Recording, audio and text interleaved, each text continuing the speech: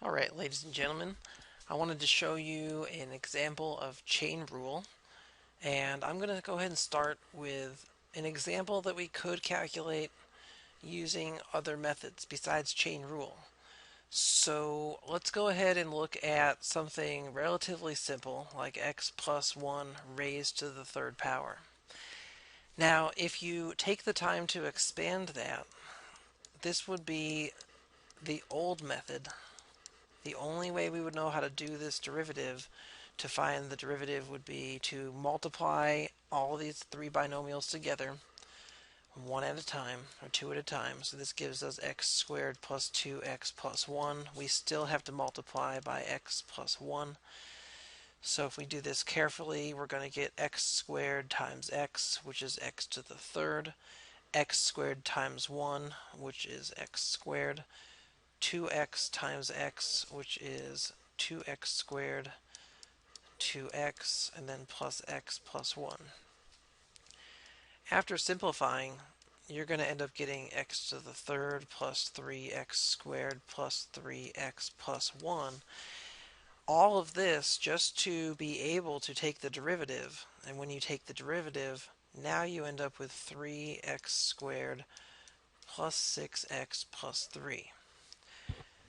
So the way that chain rule works is it allows you to bypass all of those steps if you know how to look at this original function the right way. So with chain rule, we typically describe it as an inside function and an outside function. And when you think of the outside function, I would describe that outside function as something raised to the third power. And we know the derivative of the something raised to the third power would be 3 multiplied by that same something raised to the second power. The inside looks like this.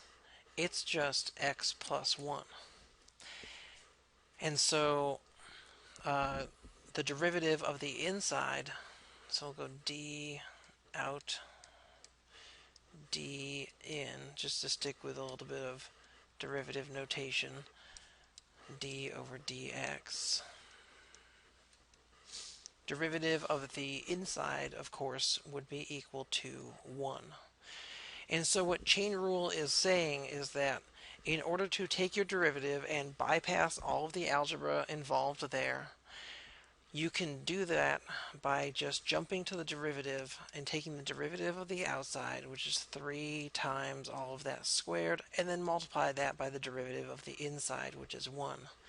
And the last thing you need to do is go back and fill in the piece that's right here. So we would fill that in with what used to be in there, which was x plus 1. And I didn't write the times 1 because multiplying by 1 doesn't change anything. Typically in a chain rule problem, we would be happy to leave our answer like this. And just to remind the class, I have two simplifying guidelines. You can either multiply everything out.